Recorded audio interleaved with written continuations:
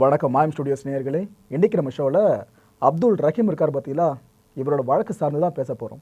இந்த சட்டக்கல்லூரி மாணவனை போலீஸார் கண்மூடித்தனமாக தாக்கின வீடியோவை சமீபத்தில் பார்த்துருவோம். ஒட்டுமொத்த தமிழகத்தையும் உலுக்கி எடுத்திருக்கிற வழக்காக இது கண்டிப்பாக அமைஞ்சிருக்கு. இது சம்மந்தமாக தான் ரொம்ப டீட்டெயிலாக பேச போகிறோம். இது வரைக்கும் வெளிவந்த விஷயங்கள்லாம் பெருசே கிடையாதுங்க. இதுக்கப்புறம் நடக்க போகிற ரிவியலேஷன் தான் ரொம்ப பெருசாக இருக்கும். இந்த ரிவியலேஷனை பண்ணுறதுக்காக நம்ம ஸ்டுடியோக்கு வந்திருக்காரு பிரபல கிரைம் ரிப்போர்ட்டரும் மூத்த பத்திரிகையாளருமான திரு முகமது ரஷி அவர்கள். அவர் வெல்கம் பண்ணிவிட்டு நிறைய விஷயங்களை இதில் என்னென்னலாம் உண்மைகள் இருக்குது இதை ஃபுல்லாக கேட்டு தெரிஞ்சுக்கலாம். வணக்கம் சார். வணக்கம் சார். வணக்கம், எப்படி இருக்கீங்க? நல்லா இருக்கு. Okay sir. சார், சாத்தான்குளம் படுகொலை சம்பவத்துக்கு பிறகு ஒட்டுமொத்த தமிழகமும் திரும்பி பார்த்துருக்கிறது இந்த ரஹீமோட விவகாரம் பற்றி தான். சின்ன பையன் சார், போட்டு அந்த அடி அடிச்சிருக்காங்க. ஆக்சுவலாக எதுக்காக அரெஸ்ட் பண்ணாங்க முதல்ல? இல்லை சார், அந்த பையன் இயல்பாகவே அவங்க குடும்பம் ஏழ்மையான குடும்பம், அப்பா இல்லாத குடும்பம். இந்த பையன் ஒரு லா காலேஜில் சீட்டு வாங்குறது பெரிய விஷயம், சாதாரண விஷயம் இல்லை. பையன் ஏழ்மையான பையனாக இருந்தாலும் நல்ல புத்திசாலியான பையன், படிப்பாளியான பையன். அதனால தான் அங்கே சீட்டு கிடச்சிருக்கு. அங்கே கல்லூரியில் படிச்சுக்கின்னு இவர் என்ன பண்ணுறாரு, ஒரு மெடிக்கல் ஷாப்பில் பார்ட் டைமாக வேலை பார்க்குறாரு. வேலை பார்த்து ரெகுலராக அதில் வர வருமானத்தை வச்சு குடும்பத்தை நடத்தின்னு இருக்கார். அப்படி தான் ஒரு நாள் அந்த சம்பவத்தை அன்னைக்கு இவர் வந்திருக்கார். எப்படி வந்திருக்காருன்னா, யூஷுவலாக சைக்கிளில் வந்திருக்கார். அங்கேருந்து நைட்டு ஒரு 11 மணி இருக்குன்னு நினைக்கிறேன், அந்த நேரத்தில் வர்றார். அப்போ வரும்போது நம்ம மாஸ்க் கம்பல்சரியாக நம்ம போடணும் அப்படின்னா மக்கள் நடமாட்டம் இருக்கிற இடத்துல போடலாம், தப்பு இல்லை. மக்கள் நடமாட்டம் இல்லாத இடத்துல போட வேண்டியதில்லை, வீட்டில் இருக்கும்போது போட வேண்டியதில்லை. இவர் வரும்போது ரோடெல்லாம் ஃப்ரீயாக இருக்குது. அப்படின்னும் போது இவர் மாஸ்க் எடுத்து மூக்கு கீழே போட்டுன்னு சைக்கிள் மறிச்சுன்னு வர்றார். யூஸ்வலாக சைக்கிள் மறிச்சாலுமே மூச்சு வாங்கும். இப்போ சாதாரணமாக மாஸ்க் போடணும். மாஸ்க் அப்படின்னாலும் முகக்கவசம், அது முதல்ல மக்கள் தெரிஞ்சுக்கணும். மாஸ்க்குனா மூக்குக்கும் வாய்க்கும் போகிறதில்ல, மாஸ்க்குனாலும் முகத்தை மறைக்கிறது தான் மாஸ்க். நாம் சர்ஜிக்கல் மாஸ்க்கை இப்படி போட்டுக்கிறோம். அதில் அவர் சைக்கிள் மறிச்சுன்னு வர்றாரு. அதில் மூச்சு முட்டுதுன்றதுனால அவர் இந்த மாஸ்க்கை கீழே போட்டு வர்றார். அப்போ போலீஸ் பார்த்துட்டு கூப்பிட்றாங்க இவர். போலீஸ் பார்த்தோன்னே இவர் என்ன பண்ணுறாரு, மாஸ்க் எடுத்து மேலே போடுறாரு. ஏன் மேலே போடுறாரு அப்படின்னா, எல்லாருக்கும் நம்மக்கிட்ட ஏதாவது நோய் இருந்தால் அடுத்தவங்களுக்கு பரவிடும். அதே மாதிரி அடுத்தவங்ககிட்ட இருந்தால் ஏதாவது பண்ண நமக்கு பரவும். அதை சேஃப்டிக்காக நம்ம போட்டுக்கிறோம் அப்படின்னு அவர் அந்த எண்ணத்தில் தான் அவர் மேலே எடுத்து போட்டுன்னு வர்றார். இப்போ போலீஸ் என்ன நினச்சிட்டாங்க அப்படின்னா, நம்மளை பார்த்தவொன்னே பயந்துட்டு இவன் மாஸ்க் போடுறான், அப்போ இவன் மாஸ்க் போடாமல் தான் வந்திருக்கிறான் அப்படின்னு சொல்லி கூப்பிட்றாங்க. வா அப்படின்னு. நான் எங்களை பார்த்து எதுக்கு நீங்கள் மாஸ்க் போட்டேன்? அப்போ விளக்குறான் அந்த பையன். சார், இந்த மாதிரி விஷயம், இதனால தான் நான் போட்டேன். அதுவும் இல்லாமல் எனக்கு மூச்சு திணறல் இருக்குது, சைக்கிள் ஓட்டுனவர், அதனால் கீழே போட்டிருந்தேன் சார். இது பெரிய அஃபென்ஸ் கிடையாது, பெரிய தப்பு ஒன்றும் கிடையாது. ஆனால் கூப்பிட்டு ஃபைன் போடுறாங்க. 200 ரூபாயிலேருந்து 500 ரூபா வரைக்கும் ஃபைன் போடலாம். அந்த பையன் என்ன சொல்கிறாரு, 200 ரூபா கூட என்கிட்ட இல்லை சார், நான் ரொம்ப கஷ்டத்தில் இருக்கிறேன். அப்படியா, சரி வா அப்படி சொல்லி கூட்டின்னு போகிறாங்க. கூட்டின்னு போய்ட்டு உள்ளே ஒரு ஏட்டு என்ன பண்ணியிருக்காரு, சரி மாஸ்க் கேஸ் போட வேண்டாம், ஒரு நியூசன்ஸ் கேஸ் போட்டுடுறாங்க. உன்னை சும்மா விட முடியாது, கூட்டின்னு வந்துட்டோம், அதனால் உங்களுக்கு சும்மா விட முடியாது, நியூசன்ஸ் கேஸ் போடுறோம். நியூசன்ஸ் கேஸ் போட்டால் 1500 ரூபா ஃபைன் வரும் அப்படின்னு சொல்லியிருக்காரு. அப்போ நியூசன்ஸ் கேஸ் 1500 ரூபா ஃபைன் வரும்னு இவங்க ஃபிக்ஸ் பண்ண முடியாது. எதையுமே போலீஸார் ஃபிக்ஸ் பண்ண முடியாது, எல்லாமே நீதிமன்றம் தான் ஃபிக்ஸ் பண்ணணும். இப்போ நியூசன்ஸ் கேஸ் போடுறாங்கன்னா மேஜிஸ்ட்ரேட் நினச்சா 100 ரூபா கூட போடலாம், 500 ரூபாவும் போடலாம், சும்மா விட்டுடலாம். அவருக்கு தெரியும் பையன் நல்ல பையனாக இருக்கிறான், கெட்ட பையன் மேஜிஸ்ட்ரேட்டுக்கு பார்த்தாலுமே தெரியும். அதனால தான் சில வழக்குகள் விடுதலை ஆகுது, சில வழக்குகள் கன்விக்ஷன் ஆகுது. அது மேஜிஸ்ட்ரேட் தான் ஃபிக்ஸ் பண்ண முடியும். இவங்க 1500 ரூபா ஃபைன் கட்டினா அந்த பையனை 200 ரூபா கூட கட்ட முடியாமல் இருக்கிறான். அது சொல்லியிருக்கான், ஐயா 200 ரூபா கூட என்னால் கட்ட முடியல, 1500 ரூபா நான் எப்படி கட்ட முடியும், என்னடா எழுத்து பேசின்னு இருக்க அப்படின்னு சொல்லி அடிக்கிறாங்க. சரி, இதுக்கு அடிக்கணும்னு என்ன அவசியம் இருக்குது? இங்கே என்ன புரிதல்னா, அந்த பையனை அங்கேருந்து அவங்க ஸ்டேஷன் அழைச்சிட்டு போகிறதுக்கு முன்னாடி நடந்த விஷயம், சைக்கிளை பிடுங்கியிருக்காங்களா? ஆமாம், போலீஸ் சைக்கிளை பிடுங்கியிருக்காங்க. அதுக்கப்புறம் தான் பையன் சைக்கிளுக்காக போயிருக்காப்புல. ஆமாம், அதுக்கப்புறம் இதெல்லாம் நடக்குது. இல்லை, சைக்கிளுக்காக போகல. இவங்க என்ன பண்ணுறாங்க, உள்ளே இருக்கிற ஒரு போலீஸ், ஏதோ ஒரு நல்ல ஒரு போலீஸ் இருக்குது, அவர் என்ன பண்ணி நீ போப்பான்னு சொல்லிட்டு இருக்கார். நீ போ, நாளைக்கு வா, நாளைக்கு நம்ம பேசிக்கலாம், நாளைக்கு சைக்கிள் எடுத்துக்க. ஏன்னா அந்த பையனை சைக்கிளோடு அனுப்பிட எங்கே திரும்பி வர போகிறான். அதனால் சேஃப்டிக்கு சைக்கிளை வச்சுக்கணும், இவனை அனுப்பிடலான்னு சொல்லி தான் உள்ளே ஒருத்தர் அனுப்பிச்சிருக்கார். அப்புறம் வெளியே வரும்போது தான் இவங்கெல்லாம் வந்திருக்காங்க. ஏன் உள்ளறா உன்னாரா வெளியே வர சொன்னது, போ உள்ள அப்படின்னு சொன்னால் அது ருத்ரகுமார்லாம் வந்திருக்காங்க. அப்போ தான் பிரச்சனை ஆயிருக்கு. ருத்ரகுமார்ன்றவர் ருத்ரகுமார்ன்ற ஒரு கிரேட் 1 பிசி உள்ள. ஆமாம், ஓகே, அவர் பேர் அடிக்கடி உள்ள அடிப்படுது. அவர் தான் வந்து ரவுண்ட்ஸ் வந்திருக்காங்க சார். இவங்க ரவுண்ட்ஸ் யார் வந்திருக்காங்க அப்படின்னா, பாலாஜி அப்படிங்கிற ஒரு எஸ்ஐ, அப்புறம் ஒரு ருத்ரகுமார், அப்புறம் டிரைவரு, அதுக்கப்புறம் ஒரு 2 விமன் கான்ஸ்டபிள், இவங்க 5 பேர் வந்திருக்காங்க. இப்போ சாதாரணமாகவே ஒரு காவல்துறை அப்படின்ற யூனிஃபார்ம் ஃபோர்ஸில் இருக்காங்க இல்லையா, அவங்கள வந்து சாதாரண ஒருத்தர் போய் அடிக்க முடியுமா? வாய்ப்பே இல்லை. மப்டியில் இருந்தால் கூட அடிக்கலாம், போலீஸ் தெரியாது. அந்த யூனிஃபார்ம் பார்த்தாலுமே மக்களுக்கு ஒரு பயம் இருக்கும், ஒரு மரியாதை இருக்கும், அடிக்கணுன்ற எண்ணம் வராது. அப்படின்னும் போது ஒரு தனிப்பட்ட ஒரு பையன் 5 பேரை போய் எப்படி அடிப்பான் சார்? அது ஒரு ரஹீமை பார்க்கறதுக்கே அவ்வளோ ஒல்லி பாய்ச்ச மாதிரி இருப்பார். ஆமாம், சதையாக பெருசாக இருக்காது, அவ்வளோ ஒல்லியாக இருப்பார், பார்க்க பரிதாபமாக இருந்தார் அவர். அவர் போயிட்டு 5 பேரை அடிக்கிறாரு, அதுவும் போலீஸ்காரங்க செவிலில் விட்டாங்களாம் சொல்லி வச்சுருக்காங்க. இதெல்லாம் சத்தியமாக நம்புகிற மாதிரி இல்லை எனக்கு. இதில் என்னென்னா சார், சில விஷயங்கள் வந்து அனுமானத்தில் நம்ம சொல்லலாம், சில விஷயங்கள் ஒருத்தர் சொல்கிற செவி வழியாக கேட்டு சொல்லலாம், சில விஷயங்கள் நேரடியாக பார்த்தே சொல்லலாம். இந்த ஊடகங்கள் என்ன பண்ணுறாங்க அப்படின்னா, சட்டக்கல்லூரி மாணவர் காவலரை தாக்கி கைது. ஆமாம், ஹெட்லைன்ஸும் நியூஸும் ஆமாம், சட்டக்கல்லூரி மாணவர் எஸ்ஐ தாக்கி கைது, பைக்கில் வந்தார், பைக்கை சீஸ் பண்ணிட்டார். இது எல்லாமே தப்பான தகவல். அப்படி எதுவும் அவர் சின்ன சைக்கிளில் வந்தார், அவ்வளோதான். எல்லா ஊடகங்களும் எல்லா பத்திரிக்கையும் தப்ப செய்யலை, ஒரு சில ஊடகம் தான் எல்லாமே பண்ணல. இதில் என்ன ஒரு விஷயம் அப்படின்னா, போலீஸ்லேருந்து சொல்லுவாங்க, சொல்கிறத அப்படியே சிலது பண்ணிவிடுவாங்க, சில ஊடகங்களும் பத்திரிகைகளும் பண்ணிவிடுவாங்க. ஆனால் சில பேர் என்ன பண்ணுவாங்க, போலீஸில் இது சொல்லியிருக்காங்களா கிராஸ் செக் பண்ணுவாங்க. அதே டிபார்ட்மெண்ட்டில் அவங்களுக்கு வேண்டிய ஆள் இருப்பாங்க, கிராஸ் செக் பண்ணுவாங்க, வேறு ஆள்கிட்ட போனோம், இந்த மாதிரி நடந்தது உண்மையா, இந்த மாதிரி நடந்திருக்கா அப்படின்னா, அப்போ அது உண்மையாக இருந்தால் போட்டுருவாங்க, உண்மை இல்லைன்னா சைலண்டாக விட்டுருவாங்க. அந்த செய்தி அந்த மாதிரி திரிச்சு போட மாட்டாங்க. அதே போல் பையனை ஸ்டேஷனுக்கு கூப்பிட்டு வந்த பிற்பாடு ரஹீமுக்கே தெரிஞ்சிருக்கான், நம்மளை போட்டு வெளுன்னு வெளுக்க போகிறாங்க, நம்ம வெளியே போய் சொன்னால் யாரும் நம்ப மாட்டாங்க, நம்மளுக்கு ஒரு பதிவு வேணும்னு சொல்லிட்டு தான் அவரோட அந்த கொண்டு போன செல்ஃபோன் இருக்குல்ல, அந்த கேமரா வான்மேன் பின்னாடி வச்சிருக்காப்புல, வச்சுட்டு தான் அடி வாங்குற விஷயத்தை அவரே முன்னின்று நடத்தியிருக்க மாதிரி இருக்குது. கேமரா ஆங்கிள்லேருந்து கொஞ்சம் அங்கங்கே நகர்ற மாதிரி இருக்குது, ஆனால் அவரே வாலண்டியர் அந்த இடத்துக்குள்ள வந்து நின்றுற ஃப்ரேமுக்குள்ளே இங்கே வர சொல்லுன்ற மாதிரி. அந்த கடுப்புலேயே சிகப்பு கலரில் பழுப்பு ஒன்று எடுத்துகிட்டு போயிட்டு அந்த அடி போட்டு அடின்னு அடித்து துவைச்சாங்க அவர். இது பார்த்தானே பக்கத்தில் பாத்ரூம் வரைக்கும் வேறு அழைச்சிட்டு போயிருக்காங்க. சிந்தின ரத்தத்தை அவரோட சட்டையை கைடி துடைக்க சொல்லியிருக்காங்க.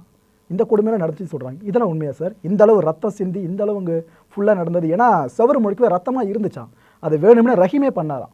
அப்போ தான் இது ஒரு ஆதாரப்பூர்வமாக இருக்கும்னு சொல்லிட்டு இதுவும் நடந்துச்சா ஸ்டேஷனுக்குள்ளே? சார் இது வந்து சார் இது அப்படி பார்க்கும்போது இது ஒரு ரொம்ப சாதாரண விஷயம். இதுவே சாதாரண? ஆமாம், இது ஒரு சாதாரண விஷயம், இது ஒரு பெரிய விஷயமே இல்லை. இது என்னென்னா, ரஹீம் வந்து அந்த செல்ஃபோன் ஆன் பண்ணி வச்சுருக்கார் இல்லையா, இப்போ என்னென்னா போலீஸுக்கு தெரிஞ்ச நீங்கள் வீடியோ எடுக்கலாம். ஆமாம், அதுக்கு வந்து ஹைகோர்ட்லேயே சொல்லியிருக்காங்க, தன்னுடைய பாதுகாப்புக்காக நீங்கள் வந்து பெண் இதில் கூட நீங்கள் ரெக்கார்ட் பண்ணலாம் அப்படின்னு சொல்லியிருக்காங்க. ஆனால் போலீஸ் அதை ஏற்றுக்க மாட்டாங்க. ஒருவேளை இங்கே அதுவே அந்த பையன் செல்ஃபோனை வச்சிருந்தோம்னா போலீஸுக்கு தெரிஞ்சிருந்தா என்ன பண்ணியிருப்பாங்க? தெரிஞ்சிருந்தால் முதல்ல வந்து அந்த செல்ஃபோனை அடித்து உடச்சிருப்பாங்க. அதுக்கு அடுத்து இன்னும் கொஞ்சம் இவங்களுக்கு வந்து கோபம் அதிகமாகும். ரஹீமை தாக்குதல் பண்ணி அவர் மரணமடைய கூட செய்திருக்கலாம். சாத்தான் கூடத்தில் உயிர் போன மாதிரி இங்கேயும் போயிருக்கு. கண்டிப்பாக நடந்திருக்கும். சார் இது எங்கேயோ நடக்கலை, கொடுங்கையூர் ஸ்டேஷனு. ஆமாம் சார், கொடுங்கையூர் ஸ்டேஷன்லேயும் நம்ம போலீஸ் தானே. அதுதான் சாத்தான்குளத்தில் இருக்கிறவங்களும் நம்ம போலீஸ் தானே. அங்கே நடக்கிறது கூட எல்லாமே வெளியே வராது. ஆனால் இங்கே நடந்தது சின்ன விஷயமா அதோட பெருசாக பார்க்கப்படும். எப்போவுமே சார் போலீஸ்காரர்கள் எப்படின்னா சார், இப்போ சாத்தான்குளத்தில் நடந்துச்சு இல்லைங்களா, இப்போ அந்த மாதிரி நடக்கக்கூடாது நம்ம நினைக்கிறோம்.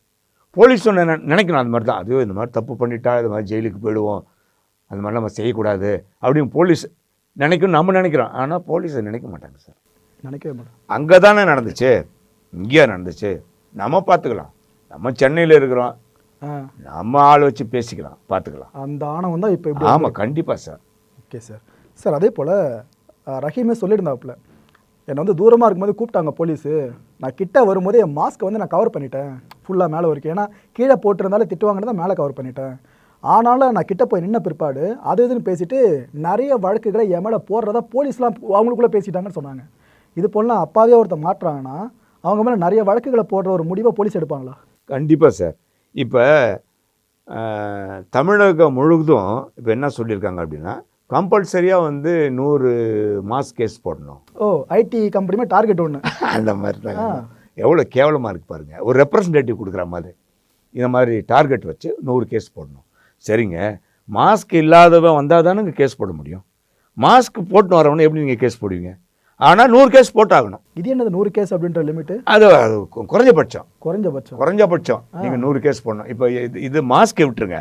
யூஸ்வலாக என்ன பண்ணுவாங்க, என்னப்பா இன்றைக்கி என்ன டிஎஸ்ஆர் டெய்லி சிச்சுவேஷன் ரிப்போர்ட், இன்றைக்கி எத்தனை கேஸ் போட்டிங்க அப்படின்னா என்ன அர்த்தம்? நீங்கள் கேஸ் போட்டுக்கினே இருக்கணும். கேஸ் போடல அப்படின்னா போலீஸுக்கு மரியாதை இல்லை. உயர் அதிகாரி கேட்பான், ஏன்னா ஸ்டேஷனில் ஒன்று அஃபென்ஸே நடக்கலையா, க்ரைமே இல்லையா, கேஸே போடாமல் இருக்கிற, கேஸே உங்கள் ஏரியாலே ரொம்ப சுத்தமாக இருக்கா உங்கள் போலீஸ் ஸ்டேஷனு, சுத்தமாக இருந்தால் கூட இவங்களை விட மாட்டாங்க, கேஸ் போடுங்க அப்படிம்பாங்க. எனக்கு தெரிஞ்சு சுந்தரமூர்த்தின்னு ஒரு கமிஷனர் திருச்சியில் இருந்தார். அவர் என்ன பண்ணார், ஒரு நாள் மைக்கில் அனௌன்ஸ் பண்ணுறார், நாளைக்கு ஒரு நாள் திருச்சி மாநகரம் முழுவதும் ஒரு குற்றமும் நடக்கக்கூடாது, ஒரு ஸ்டேஷனில் எஃப்ஐஆர் போடக்கூடாது, குற்றம் இல்லாத நாளாக நாளைக்கு நான் அறிவிக்கிறேன், நீங்கள் அதை நீங்கள் செயல்படுத்துங்க. ஆனால் திருடிட்டு வரான், கொள்ளடிச்சு வரான், கொலைகாரம் வரான்னா கேஸ் போடாத விட்டுறாதீங்க, அதனால் விட்டுறாதீங்க. ஆனால் ப்ரிகாஷனாக இருங்க, நடவடிக்கை முன்னெச்சரிக்கையாக நடத்து, நாளைக்கு பண்ணுங்கன்னு. அதே மாதிரி இந்த போலீஸ் வந்து விடிய விடிய குற்ற செயல்கள் நடக்காத தடுத்து அந்த ஒரு நாள் ஃபுல்லாக எஃப்ஐஆர் இல்லாத பண்ணாங்க. நல்ல விஷயம். இந்த மாதிரி நல்ல போலீஸாக இருக்காங்க. ஐயோ, அருமையான அதிகாரிலாம் இருக்காங்க, அருமையான அவங்கள வந்து ஃப்ரீயாக நீங்கள் செயல்பட விடணும். புரியுது சார். ஆக்சுவலாக இந்த ஒரு விவகாரத்தில் மற்ற யாராவது சம்மந்தப்பட்டிருந்தாங்கன்னா ஓகே, முழுக்க முழுக்க போலீஸ் மேலே தப்பு அப்படின்ற முடிவுக்கு வந்திருக்கலாம்.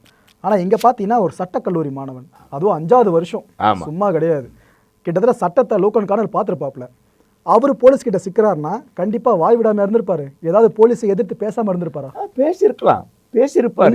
ரஹீம் பேசியிருப்பாரா? ரஹீம் பேசியிருக்கலாம். ஏன்னா அவர் அப்பாவிங்க, இன்னசென்ட்டு. சாதாரணமாகவே நாம் வந்து எந்த தப்புமே பண்ணாத நம்மளை கேட்டால் நம்ம பேசவும் பேச மாட்டோமா? கண்டிப்பாக பேசுவோம். எப்படி என்ன நீ அடிக்கலாம், நான் என்ன தப்பு பண்ணேன் அப்படி கேட்டிருப்பாரு. அது என்னங்க மனித உரிமை தானங்க அது. நான் என் மேலே ஒருத்தர் வந்து தாக்குதல் நடத்துகிறேன்னா எதுக்கு நீங்கள் தாக்குதல் நடத்துகிறீங்க, நான் என்ன தப்பு பண்ணேன், எதனால் பண்ணுறீங்க, உங்களுக்கு யார் கொடுத்தா அந்த அதிகாரம் அப்படின்னு கேட்க தானே செய்வோம். ரஹீம் கேட்டிருந்தார் அப்படின்னா தப்பு கிடையாதுங்க, தப்பு கிடையாது. ஆனால் கேட்ட ரஹீமே அவங்க தப்பாக பார்த்துருக்காங்க. ஓ, என்னையே எதிர்த்து பேசுறியா நீ அப்படின்ட்டு. அதுதாங்க பிரச்சனை. எதுக்கு இந்த ஈகோ சார்? போலீஸ்கிட்ட எப்பவுமேங்க எதுவுமே பேசக்கூடாது ஒன்று. அதுக்கு அடுத்து நீங்கள் தப்பி தவறி ஆங்கிலம் பேசிட்டீங்கன்னா அவங்களுக்கு ரொம்ப கோவம் வந்துடுங்க. ஆமாம், ஏன்னா அவங்களுக்கு வந்து பாவங்க, அவங்களுக்கு வந்து லாங்குவேஜும் தெரியாது, லாவும் தெரியாது. ஒரு 4-5 செக்ஷன் அவங்களுக்கு தெரியும், அதை வச்சு அவங்க வந்து பண்ணின்னு இருக்காங்க. அவங்கள சொல்லி தப்பு இல்லை, ஏன்னா அவங்களுக்கும் ஏகப்பட்ட அழுத்தம். நீங்கள் சொல்கிறது உண்மைதான், ஏகப்பட்ட ப்ரெஷர். ஏன்னா அந்த குறிப்பிட்ட எஃப்ஐஆர் ஃபைல் பண்ணப்படுச்சு பார்த்தீங்களா, இதை சார்ந்து அதுக்கு முன்னாடி புகார் ஒன்று அளிச்சிருக்காங்க சார் ரஹீம் தரப்புலேருந்து. அதெல்லாம் தெளிவாக சொல்லியிருக்காங்க. இது போல் ரஹீமை ஸ்டேஷனுக்கு கூட்டின்னு போன பிற்பாடு அவரை அடிக்க ஆரம்பிச்சிருக்காங்களாம். அந்த நேரத்தில் I have not done anything sir அப்படின்னு அவர் கத்தி கதறி இருக்காராம். அந்த நேரத்தில் இவங்க சொல்லியிருக்காங்களா, ஓ என்கிட்ட இங்கிலீஷ் பேசுகிட்டு அடிச்சிருக்காங்களாம். இது என்ன சார் கொடுமை இது? இது வந்து இப்போன்னு இல்லைங்க, இது காலமாக நடந்து வருது, காலமாக நடந்து வருது. இந்த மாதிரியான இன்சிடெண்ட்டுங்களை நான் பல இடத்துல பார்த்துருக்கேன். இந்த மாதிரி இன்சிடெண்ட்டு போலீஸ்காரங்க பண்ண, நானே சில நேரத்தில் அட்வைஸ் பண்ணுவேன், தெரிஞ்சவங்களாக கூட இருப்பாங்க, அவங்க இந்த மாதிரிலாம் பண்ணாதீங்க, மூர்க்கத்தனமாக பண்ணாதீங்க, சட்டப்படி நடவடிக்கை எடுங்க. பாவம், அவன் தப்பே பண்ணியிருந்தா கூட மன்னிச்சு விடுற அளவுக்கு இருந்தால் மன்னிச்சு விட்டுடலாம், இல்லைனா சட்டப்படி நடவடிக்கை எடுத்துகிட்டு போங்க. ஓகே சார், புரியுது சார். அடுத்த முக்கியமான ஒரு விஷயம், இந்த பையனை அடிக்கிறதுக்கு முன்னாடி இந்த கேமரா இருக்கும் பார்த்தீங்கன்னா ஸ்டேஷனுக்கிட்ட, அதை அப்படி திருப்பி வச்சுருக்காங்க. ஆனால் பையன் உஷாராக கேமரா பின்னாடி ஃபிக்ஸ் பண்ணிட்டாப்புல. அந்த கேமரா திருப்பி வச்சுட்டு இந்த பையனை அடிக்கணும் அப்படின்ற முடிவு எடுக்கிறதுனா எவ்வளோ மோசமான மனநிலையாக அது இருக்கணும். ஆமாங்க, இப்போ அவங்களுக்கு என்னென்ன பல விஷயங்கள்ங்க. அந்த மாஸ்க் கேஸு டார்கெட் ஆகிருக்காது ஒன்று, என்னடா நைட் ரவுண்ட்ஸை போட்டு நம்மளை சாவடிக்கிறானுங்களே அப்படி ஒரு இது, எல்லா டென்ஷனும் ஏறி போய் அந்த கோவத்தை நீங்கள் யார் மேலே காட்டுவீங்க? இந்த மாதிரியான அப்பாவி மேலே தான் காட்ட முடியும். பொதுமக்கள் பல பேர் போலீஸ்கிட்ட அடி வாங்குறதுக்கு இதுதான் காரணம். இதுதான் காரணம். அதாவது வீட்டில் பொண்ணாடி எதனா தப்பு பண்ணா கூட திட்டினா கூட அந்த கோவத்தை பொதுமக்கள் தான் வரும். என்ன சார் கொடுமை இதெல்லாம்? அப்படி தான் வரும், வேறு வழியே கிடையாது. இது ஏன் அப்படி நடக்குது? இந்த மாதிரி போலீஸ்காரர்கள் பொதுமக்கள்கிட்ட ஏன் அந்த கோவத்தை காட்டுறாங்க அப்படின்னா சின்ன விஷயம். அந்த எஸ்பி வந்து டிஎஸ்பியை பிடிச்சி சத்தம் போடுவார், டிஎஸ்பி வந்து இன்ஸ்பெக்டர் பிடிச்சி சத்தம் போடுவார், இன்ஸ்பெக்டர் வந்து எஸ்ஐ சத்தம் போடுவார், எஸ்ஐ வந்து பாராவை சத்தம் போடுவார், துப்பாக்கி நிற்கிறார் இல்லைங்களா, அப்படியே வரும். இந்த பாரா யார்கிட்ட காட்டுவார் கோவத்தை? சாமானியம் தான், ஒன்றும் தெரியாமல் ஓரமாக இதுதாங்க பாவம். அப்பாவே ஒருத்தன் வருவான், அவன் தொலைஞ்சான் அன்னைக்கு. ஏன்னா சில்லித்தனமாக இருக்குது சார். எதுக்காக சொல்கிறேன்னா, சாத்தான் குளம் படுகொலை நடந்ததுக்கு பிரதான காரணம் பார்த்தீங்கன்னா, நைட்டு லாக்டவுன் அனௌன்ஸ் பண்ணியாச்சு, நீ 9 மணிக்கு மேலே கடையை தரக்கூடாது, ஏன் திறந்த அப்படின்னு ஆரம்பித்தது தான் அந்த 2 உயிர் வரைக்கும் பறி போச்சு. இங்கே பார்த்தீங்கன்னா மாஸ்க் போடலை, போட்டிருக்காப்புல இறங்கி போட்டு தூக்கி போட்டிருக்காரு. இதை ஒரு விஷயமா முன்னிறுத்தி இங்கே ஒரு உயிர் போக வேண்டியது, ஆனால் நல்ல வேலை தப்பிச்சிருச்சு. இது போல் சின்ன சின்ன விஷயங்கள்லாம் கோவம் இந்த வருதில்ல சார், ஒரு சில போலீஸ்க்கு, எல்லாரையும் சொல்ல ஒரு சில போலீஸ்க்கு. இதுக்கான உளவியல் ரீதியான காரணம் என்ன சார்? இது வந்துங்க உளவியல் ரீதியாக என்ன காரணம் அப்படின்னா, ஒரு கான்ஸ்டபிள் இருக்கார், ஒரு ஏட்டு இருக்கார், அவருக்கு கொடுக்க வேண்டிய வேலையை கொடுக்கணும் போலீஸில். புரியுதுங்களா? அவருக்கு என்ன டியூட்டி, அதை தான் நீங்கள் அவரை கொடுக்கணும்.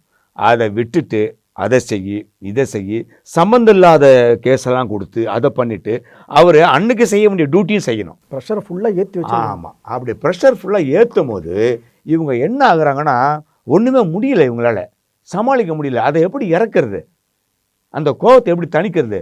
தனியாக போய் அடிச்சிக்க முடியாது. அந்த நேரத்தில் யாராவது வந்தாலும் அவங்க மேலே கோவத்தை காமிச்சிடுறது. ஒரு லா காலேஜ் ஸ்டூடெண்ட்டுக்கே இந்த நிலைமை, ஒன்றும் படிக்காத ஒருத்தர் இது போல் மாட்டி இருந்தானா, அதுவும் கேமராவும் இல்லைனா. போலீஸு வந்துங்க லா college student, medical college student அப்படிலாம் பார்க்க மாட்டாங்க சார். அடிக்கணும்னு முடிவு எடுத்து அடிச்சிடுவாங்க. அடிக்கணும், இவனை துவைச்சி எடுக்கணும் அப்படின்னு நினச்சாங்கன்னா யார் வேணாலும் அடிச்சிடுவாங்க. ஆனால் பின் விளைவு என்ன வரும்னு தெரியாமையே பண்ணிவிடுவாங்க. அதாவது ஒரு பெரிய ரவுடி சார் 10 கொலை பண்ணியிருக்கான்னு வச்சுக்கோங்க, அவனை இது போல் ஈஸியாக பிடிச்சி அடிச்சிடுவாங்களா? ஆமாம், இவங்கள அடிச்சிடுவான், பயம் இருக்கும். இதே சாமானியான திருப்பி அடிக்க மாட்டான், தூக்கி நம்ம எவ்வளோ நாள் காட்டலாம். கண்டிப்பாக. என்ன மென்டாலிட்டி இது? அப்படி தான் சார். அதாவது சார், வலியவன் வந்து எளியவனை தான் அடிக்க முடியும், எளியவன் வந்து வலியவன் அடிக்க முடியாது.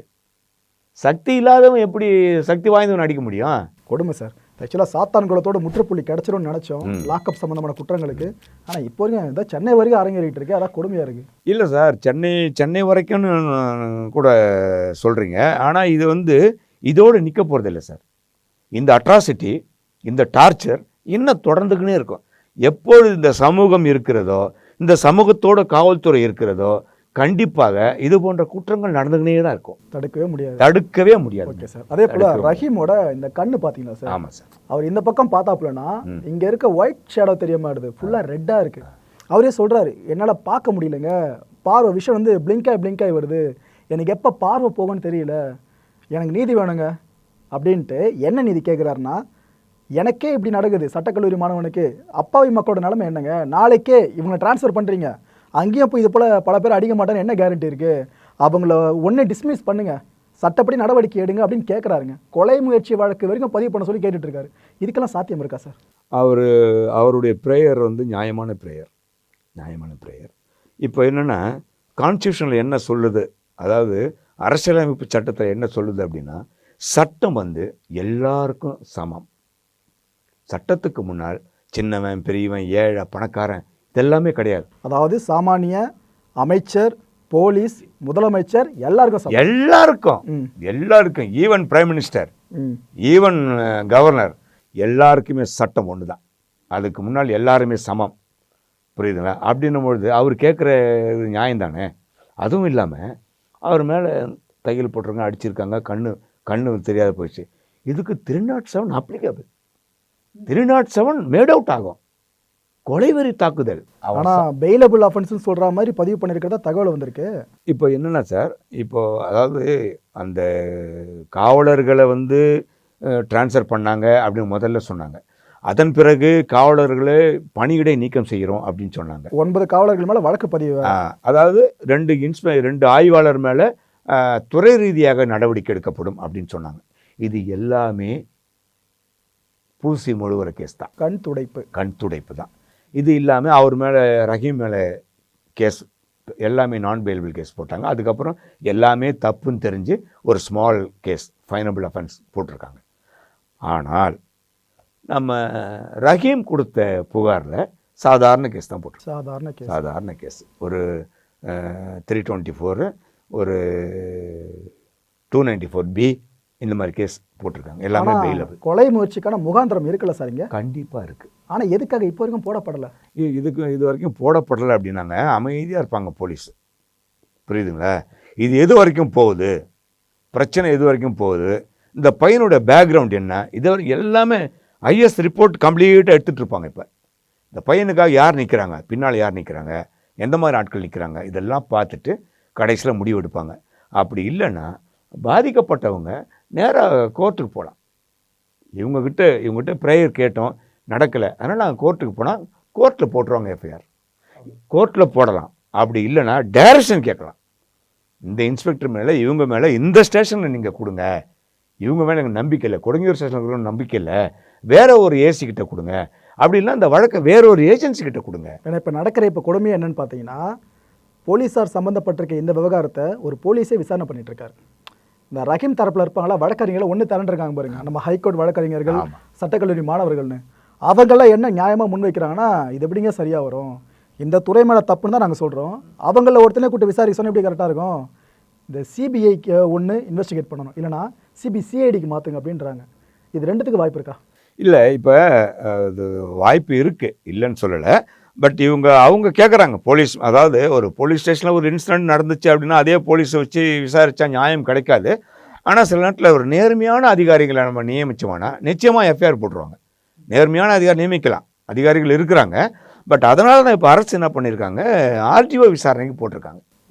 காவல்துறையில் ஒரு இன்சிடென்ட் நடக்குது, ஒரு சமூகத்துக்கு எதிராக காவலர்கள் பிரயோகப்படுத்தியிருக்காங்க, சட்டத்துக்கு புறமா அப்படின்னும்பொழுது ஆட்டோமேட்டிக்காக ஆர்டிஓக்கு என்கொயரி போயிடும். அது அவங்க என்கொயரி பண்ணி கவர்மெண்ட்டுக்கு சப்மிட் பண்ணுவாங்க.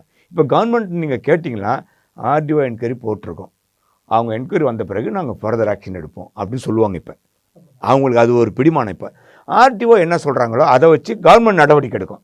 ஆனால் பீனல் ஆக்ஷன் எடுக்கணும்னு சொல்லிட்டு, குற்ற நடவடிக்கை எடுக்கணும்னு சொல்லிட்டு இவங்க கேட்குறாங்க, அப்துல் ரஹீம் பார்ட்டி கேட்குறாங்க. அப்படி கேட்கும்போது இவர் கொடுத்த புகாருக்கும் இவருக்கு ஏற்பட்டுக்கிற இன்ஜுரிக்கும் அவங்க கேட்குற செக்ஷன் படி போட்டு தான் ஆகணும். எஸ். எதுக்காக கேட்குறேன்னா, அந்த பையனுக்கு அடிபட்டுச்சு சார் இந்த கண்ணுக்கு மேலே, இந்த இடத்துல தையல் போடுறதுக்காக கூட்டு போயிருக்காங்க.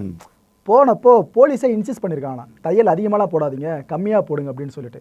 ஏன்னா அதிகமான தையல் அதிகமான இன்ஜுரின்னு தெரிய வந்தோம், கம்மியாக போடுங்கன்னு சொல்லியிருக்காங்களாம். அதுக்கப்புறம் அந்த பையனும் சொல்லியிருக்கா அப்படியா, எவ்வளோ காயம் இருக்கோ அவ்வளோ போடுங்கன்னு. ஆனால் அந்த பையனை பேசவே பெருசாக இல்லையா சார், அந்தளவு டார்ச்சர் பண்ணியிருக்காங்க. இல்லை என்ன எனக்கு ஒரு ஆச்சரியம் எதுன்னு பார்த்தீங்கன்னா, இந்த லாக்அப் சார்ந்து எதனா குற்றம் நடக்குதுன்னா இந்த போலீஸ் ஆண்கள் இருக்காங்களே அவங்க மேலே தான் அதிகப்படியான குற்றச்சாட்டுகள் இருக்கும், கிட்டத்தட்ட அவங்க தான் குற்றவாளியாக கருதப்படுவாங்க. ஆனால் இதில் ஒரு பெண் போலீஸ், இவங்க பேர் பெருசாக அடிப்படுது, கிட்டத்தட்ட A1 ரேஞ்சு தூக்கி பேசுகிறாங்க. யார் அந்த பெண் போலீஸ், இவங்களுக்கும் இந்த குறிப்பிட்ட விவகாரத்துக்கு எப்படி சம்மந்தம் ஏற்பட்டுச்சு? அவங்க வந்துங்க அந்த என்கேபி நகர் போலீஸ் ஸ்டேஷனோட ஆளுமன் போலீஸ் ஸ்டேஷன் அனைத்து மகளிர் காவல் நிலையத்தினுடைய ஆய்வாளர்னு சொல்கிறாங்க, இன்ஸ்பெக்டர். ஆமாம், அவங்க தான் அது அன்னைக்கு அந்த கொடுங்கூர் இன்ஸ்பெக்டர் வந்து லீவில் போயிருக்கார், அடிஷ்னல் சார்ஜ். இவங்க எப்போவுமேங்க ஒன்று மட்டும் தெரிஞ்சுங்க, போலீஸில் வந்து ஆண் பெண் வித்தியாசமே கிடையாது, நல்லா தெரிஞ்சுங்க. காக்கி சட்டை மேலே ஏறிடுச்சுன்னா அவங்க எல்லாமே ஈக்குவல் தான். இதை விட ஆண்களை விட பெண்கள் தான் கொடூரமாக நடந்துப்பாங்க காவல்துறையில், கோபம் அதிகமாக வரும். ஆமாம், ஆண்கள் வந்து கூட மன்னிச்சு விட்டுருவாங்க, பெண்கள் அப்படி கிடையாது, ரொம்ப கராராக இருப்பாங்க, ரொம்ப மோசமாக இருப்பாங்க, பேசுகிற வார்த்தைகள்லாம் ரொம்ப ஆக்வர்டாக பேசுவாங்க. பெண்ணாச்சே நம்ம நினைப்போம், அவங்க வாயில் வர வார்த்தைகள்லாம் அவ்வளோ கீழ்த்தரமாக இருக்கும். நான் அந்த மாதிரிலாம் பார்த்துருக்கேன், நேர்லேயே பார்த்துருக்கேன். அந்த மாதிரி இது வந்து உங்களுக்கு வேணால் அது பெருசாக இருக்கலாம். இப்போ என்ன மாதிரி ஆட்லாம் சாதாரண விஷயம்தான். ஒரு பெண் இன்ஸ்பெக்டர் தாக்குவாங்க, கேவலமாக பேசுவாங்க, ஆனை எல்லா துணியை அவுத்துருவாங்க, ரஹீமுக்கும் இங்கே தான் அவுத்துட்டு அடிப்பாங்க, பெண்களை அடிப்பாங்க, பெண் இன்ஸ்பெக்டர் அடிப்பாங்க. அதனால் நீங்கள் வந்து காவல்துறையில் வந்து பெண்கள் வந்து சாதாரணமாக இருப்பாங்க, ஆண்கள் ரொம்ப முரடாக இருப்பாங்க, ரெண்டுமே ஈக்குவல். இந்த வழக்கில் தெளிவாக தெரியுது சார் ஆக்சுவலாக. Okay sir. சார் அதே போல் இந்த ஸ்டேஷனில் வர்றவங்க போகிறவங்க அடித்தாங்க அப்படின்ற கிளைமையும் ரஹீம் முன் வச்சுருக்காரு. ஏதோ அங்கே வந்தேன், கூப்பிட்டு கேட்டாங்க ஒரு 5 போலீஸுக்கிட்ட, அவங்க அடித்தா கூட ஓகே, ஆனால் ஸ்டேஷனுக்கு வர்றவங்க போகிறல நான் போட்டு அடின்னு அடித்தாங்க, அவ்வளோ வலி இருந்துச்சு எனக்கு, கிட்டத்தட்ட ஒரு சூசைட் பண்ணுற அளவு தோன்ற அளவுக்கு இவங்க பண்ணியிருக்காங்களா வேலையெல்லாம். இதெல்லாம் இந்த வழக்கில் நடந்திருக்கா சார்? கண்டிப்பாக சார், இந்த வழக்குன்னு இல்லை, எல்லாத்துலையும் எந்த வழக்கும். நீங்கள் வேணால் ஒரு நாளைக்கு ஒரு போலீஸ் ஸ்டேஷனில் ஓரமாக நின்று பாருங்கள், யாரோ நின்று பாருங்கள், ஏதாவது ஒரு கேஸ் வரும், கூப்பிட்டு வந்து உட்கார வைப்பாங்க, உட்கார வச்சுட்டு போயிடுவாங்க. அப்போ 2 மணிக்கு டியூட்டி மாறுவாங்க இல்லைங்களா, புதுசாக ஒருவர் வரும்போதே காலில் ஏற்றுவாங்க அவனை. யார் இன்னைக்கு புது கேஸா டமால், அவன் நம்ம ஏன் அடிக்கிறோம் அவன் ஏன் அடி வாங்கினா அவனுக்கு கூட தெரியாது. டமால் ஒரு அறை விட்டு போவான், டக்குன்னு ஒரு காலில் எத்திட்டு போகிறது. இது சகஜமாக நடக்கிறது. ரஹீமும் சாப்பிட்றதுக்கு ஒரு வாய் எடுத்து வைக்க போகும்போதும் அந்த ஷூ காலோட மூஞ்சில் எட்டு வச்சிருக்காங்களாம். சாதா காலில் அடித்தாலும் அந்த வழி இருக்கும் சார். இந்த எரும மாட்டு தோல் மாதிரி அவ்வளோ கெட்டிப்பாக இருக்கும். அது அதில் போட்டு அடித்தா அந்த பையன் பாவம். இதில் என்னன்னாங்க, ரஹீம் வந்து கரெக்டாக பேசியிருக்கார். ஒன்று அது தப்பு. போலீஸில் கரெக்டாக பேசக்கூடாது, சட்டம் பேசக்கூடாது. அவங்க பேசுறதுக்கு எதிர்வாதம் பண்ணக்கூடாது, ஆங்கிலம் பேசக்கூடாது, புரியுதுங்களா? டீசெண்டாக நீங்கள் நடத்தக்கூடாது. இதெல்லாம் பண்ணிங்கன்னா உங்களை உருமாற பண்ணிடுவாங்க. எனக்கு என்னன்னா, இப்போ ஒரு அமைச்சர் பையனும் எம்எல்ஏ பையனும் ஏன் கவுன்சிலர் பையன் இது போல் போலீஸ்கிட்ட மாட்டுறாருன்னு வச்சுக்கோங்க, அவங்களையும் இதே போல் ரஹீமை நடத்தின மாதிரி நடத்துவாங்களா? கண்டிப்பாக நடத்த மாட்டாங்க, நடத்தவே மாட்டாங்க. ஏன்னா அது வேறு மாதிரியாக பொலிட்டிக்கல் இஷ்யூ ஆகிடும். அது இஷ்யூ ஆகிடும், அவருக்கு வேலைக்கு ஆபத்து வந்துடும். அடித்தா திருப்பி அடிக்காத பேக்ரவுண்ட் இல்லாதவங்களா இருந்தாங்கன்னா போட்டு அடி அடிப்பாங்க. அதே நேரத்தில்ங்க நேர்மையான போலீஸ், நேர்மையான ஆஃபீஸர்ஸ் கண்டிப்பாக இருக்காங்க. எம்எல்ஏவை பிடிச்சி உள்ளே போடுறவங்களாம் இருக்கிறாங்க. எம்எல்ஏ வேண்டியன்னு சொல்லிட்டு வந்தால் எம்எல்ஏக்கு வேண்டியவனாலும் அடிப்பாங்க. அந்த மாதிரி ஆஃபீஸர்லாம் இருக்காங்க. அது வந்து எங்கேயோ ஒன்று தான்.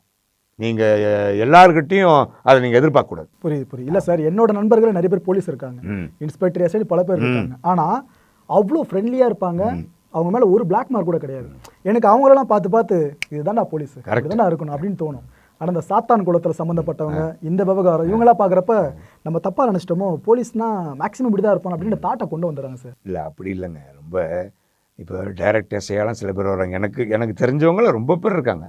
உதாரணத்துக்கு நம்ம மடிப்பாக்கத்தில் ஒரு ஏசி இருக்கார், ரூபன் சொல்லிட்டு, ஹைலி டீசென்ட், ரொம்ப டீசென்ட்டு. ஆனால் குற்றவாளின்னு தெரிஞ்சதுன்னா அவனை தோலை உரிச்சிடுவார். ஆனால் அவன் வந்து இன்னசென்ட் அப்படின்னா அவனை கையை வைக்க மாட்டார். அவன் தப்பு செய்யாதவன் கண்டுபிடிச்சாருன்னா அமுச்சு விட்டுருவார். தப்பு செஞ்சவனா தூக்கிக்குள்ள போடு அப்படிம்பார். இந்த மாதிரி ஆட்கள்லாம் இருக்காங்க, ரொம்ப பேர் இருக்காங்க. பெட்டிஷனர் வராங்க, அவங்கள உட்கார வச்சு என்னம்மா என்ன பிரச்சனை சொல்லுங்கள் இப்படி கேட்குற போலீஸ்லாம் இருக்காங்க. தண்ணி கொடுப்பா, என்ன சாப்பிட்றீங்க, டீ சாப்பிட்றீங்களா, காஃபி சாப்பிட்றீங்களா, எப்படி இருக்கிற போலீஸ்லாம் இருக்காங்க, இன்னமும் இருக்காங்க.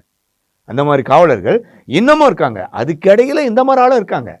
என்ன பண்ண முடியும்? நம்ம அதை சந்திச்சு தான் ஆகணும். இது மாதிரி ஆளுங்களால தேவையில்லாமல் அவங்களுக்கும் கெட்ட. கண்டிப்பாக சார், எனக்கு என்னென்னா, இப்போ ஒரு சின்ன விஷயம் ஒரு ஆட்சியில் நடக்குதுனாலே எதிர்த்தரப்பில் இருப்பான எதிர்கட்சிகள் அவங்க சும்மா விட மாட்டாங்க.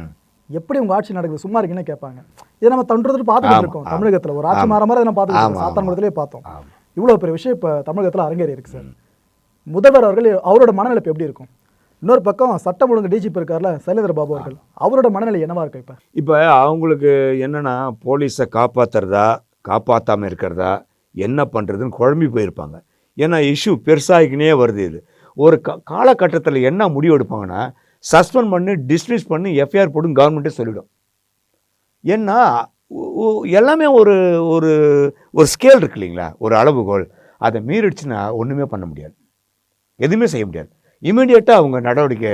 இப்போ அவங்களாம் எதுக்காக வெயிட் பண்ணணும்? என்னுடைய அனுமானம் என்னென்னா, ஆர்டிஓ என்கொயரி போயிருக்கு, ஆர்டிஓ 15 நாளில் வந்துடும், அதை வச்சு நம்ம ஏதாவது ஒன்று பண்ணிப்போம். ஏன்னா எஃப்ஐஆர் அவங்க சின்ன செக்ஷன் தான் போட்டிருக்காங்க பாருங்கள். என்னன்னா இது வந்து மக்களுடைய மனசு எப்படி இருக்குது, பாதிக்கப்பட்டவங்க எப்படி ரியாக்ட் பண்ணுறாங்கன்றது தான். அதெல்லாம் இல்லைனா அப்போவே 307 போட்டிருப்பாங்க. ஏன்னா 307 போட்டால் நீங்கள் அதை ஆல்டர் பண்ண முடியாது.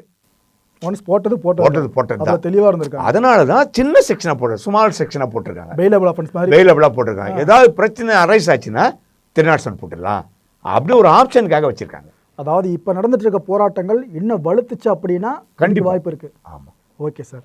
சார், அதே போல் எஸ்எஸ்ஐ பூமிநாதன், இவரை நம்ம மறக்கவே மாட்டோம். ஒட்டுமொத்த போலீஸ் டிபார்ட்மெண்ட் பண்ணி பொதுமக்களுக்கு அவ்வளோ பெரிய மரியாதை வந்ததுக்கு அவர் தான் காரணம். ஏன்னா ஆடு திருட்டு ஒரு கும்பலை பிடிக்க போயிருக்காரு, அறிவாரால் வெட்டுப்பட்டு இறந்துட்டாரு. எவ்வளோ பெரிய விஷயமா நம்மளாம் கண் கலங்கணும். கண்டிப்பாக இந்த அளவுக்கு கடமை வச்சு ஒரு போலீஸ் ஆஃபீஸர் இருந்திருக்காரு. கண்டிப்பாக இந்த கேஸ்லையும் ஒரு நபர் பேர் பூமிநாதன் தான். அந்த பூமிநாதனால் ஏற்பட்ட நல்ல பேர் காவல்துறைக்கு இந்த பூமிநாதனால் இப்போ போயிருக்கு. இந்த வழக்கில் தொடர்புப்பட்ட அந்த பூமிநாதன் யார் சார்? அந்த பூமிநாதன் வந்து ஏட்டு நினைக்கிறேன், ஹெட் கான்ஸ்டபிள் நினைக்கிறேன். அவர்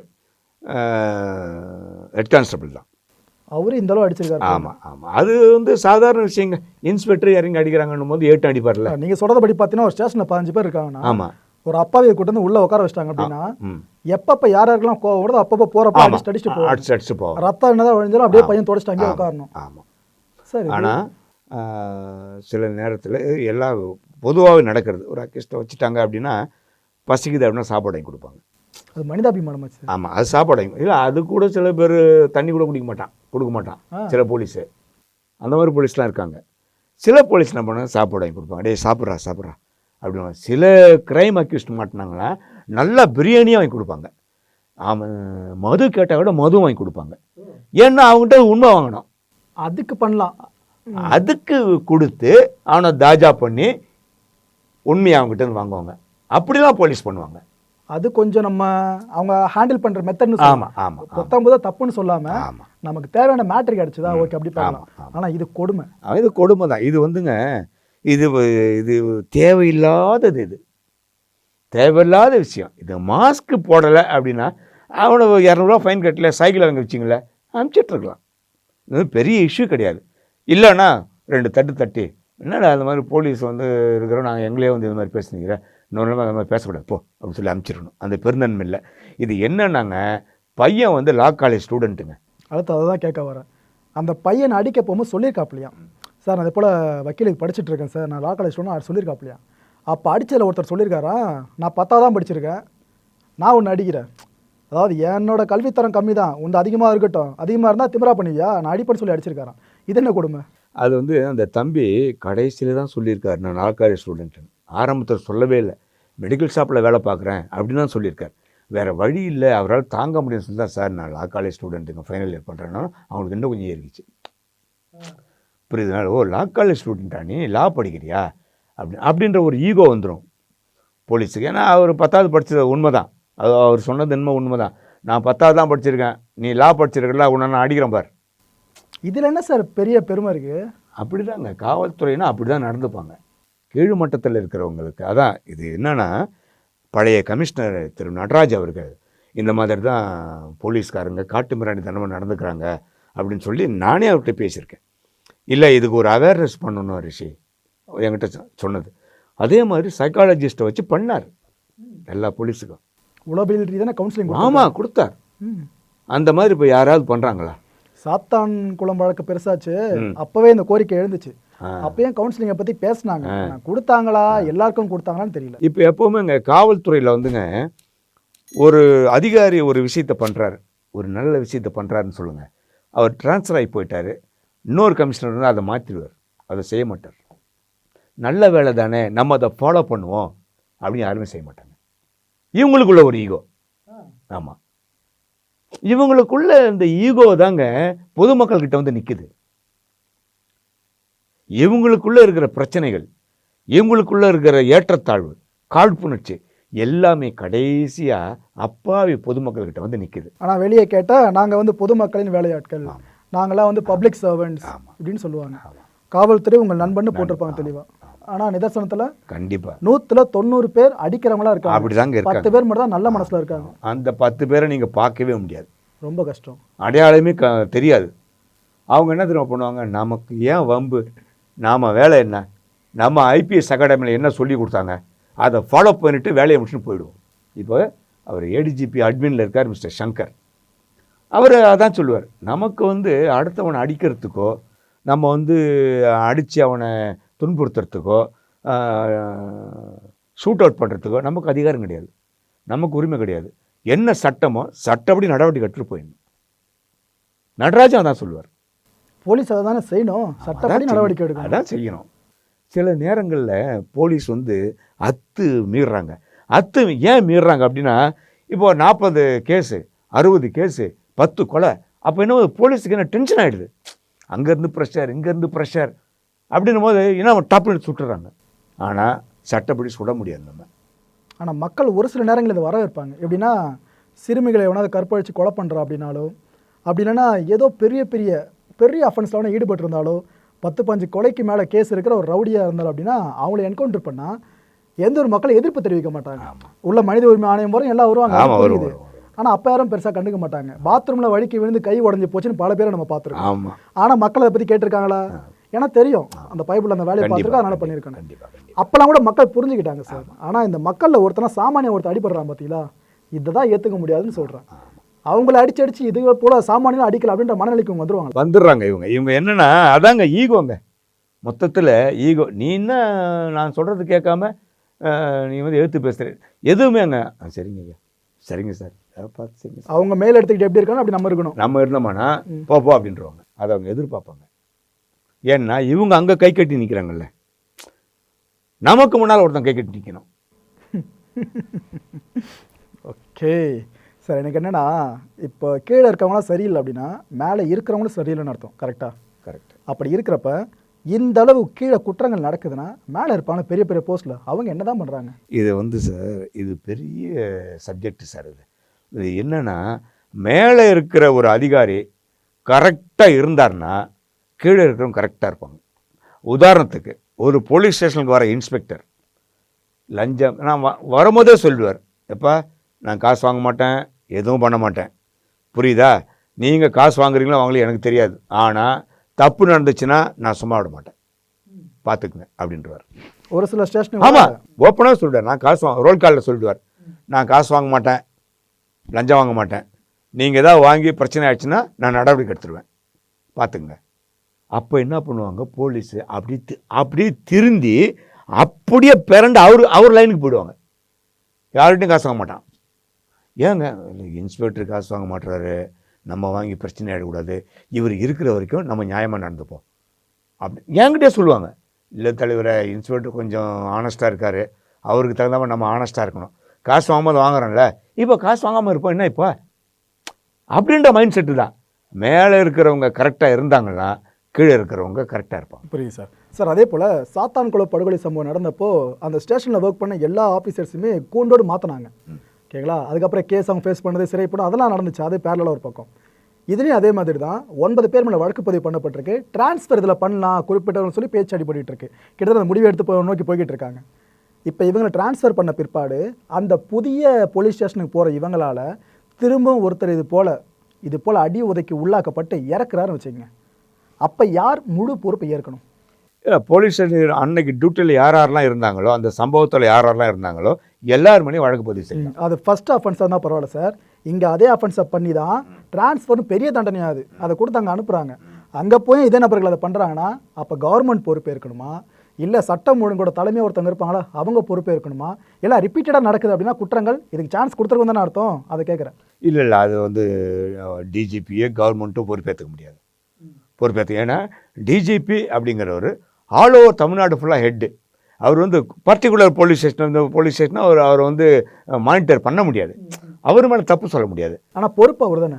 பொறுப்பு அவருன்னு சொல்ல முடியாது. ஏன்னா அவருக்கு தான் ஃபுல்லாக வருதுன்னு இருக்கப்போ நான் அதனால் கேட்குறேன். இல்லை அவர் பொறுப்பு ஏற்றுக்க முடியாது. அந்த police inspector SHO station house officer இருக்கான்ல, அவர் தான் பொறுப்பு. அவரை பிடிக்கணும். அவர் தான் பொறுப்பு, வேறு யாரும் பொறுப்பு கிடையாது. SPO DSPO ACO DCO அந்த ஸ்டேஷன் இன்ஸ்பெக்டர் யார், அவர் தான் பொறுப்பு. எனக்கு என்னென்னா இப்போ கீழே குற்றம் பண்ணுறவங்களாம் இந்த பக்கம் இருக்காங்க. இந்த மேலே இருக்கார் சொன்ன பார்த்தீங்களா நீங்கள், அந்த நபர் ரொம்ப நல்லவராக இருக்கார். ஆனால் இவங்க பண்ணுற தப்பால் அந்த மனுஷன் ரெஸ்பான்சிபிள் ஆகி கண்டிப்பாக அவரும் தண்டனைக்குள்ளாகலாம், இல்லை வேலையை விட்டு தூக்கப்படலாம். கண்டிப்பாக என்ன சார் ஆகும். எனக்கு தெரிஞ்சு இதை நான் எப்படி சொல்கிறதுன்னு தெரியல, பேர் சொல்லலாமா வேண்டாமான்னு பார்க்குறேன். பேரை விட்டுலாம். மேடம் ஜெயலலிதா மேடம் வந்து CM. அப்போ எனக்கு நல்ல பரிச்சயமான டிஜிபி அவர். ஏன்னா உட்கார வச்சு ஒரு மணிக்கணக்கில் பேசக்கூடிய நண்பர் அவர். டிஜிபி அவரை சஸ்பெண்ட் பண்ணுறாங்க, டிஜிபியை சஸ்பெண்ட் பண்ணுறாங்க. இந்தியாவிலேயே ஒரு IPS டிஜிபியை சஸ்பெண்ட் பண்ணது தமிழ்நாட்டில் தான். ஏன் சஸ்பெண்ட் பண்ணுறாங்கன்னா, ஒரு பாலியல் சீண்டல் பண்ணிட்டார் ஒரு போலீஸ் ஆஃபீஸர்கிட்ட, ஒரு DSP கிட்ட. அந்த அம்மா நேராக போய் அந்த அம்மா கிட்ட அழுதுட்டாங்க. இமீடியட்டாக சஸ்பெண்ட் பண்ணிட்டாங்க. யோசிக்கவே இல்லை, உடனே சஸ்பென்ஷன்.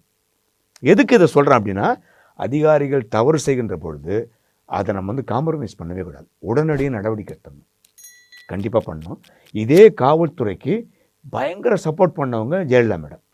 ஆமாம், பயங்கரமாக எடுத்தாங்களே சார், பயங்கர சப்போர்ட் பண்ணவங்க. அதே நேரத்தில் கடுமையாக நடவடிக்கை எடுத்திருக்காங்க அவங்க. கரூரில் ராமராஜன் ஒரு SP, அவர் என்ன பண்ணுறாரு, சாயந்தரமானா ஒரு கிளப்பில் போய் உட்காந்துக்கிறார், போய் சீட்டாடுறார். சீட்டாடி ஒரே கொண்டாட்டம், ஆஃபீஸ்க்கு வர்றதில்லை, மது குடிக்கிறது, பெண்களோட உல்லாசமாக இருக்கிறது, இதே வேலையாக போச்சு அவருக்கு.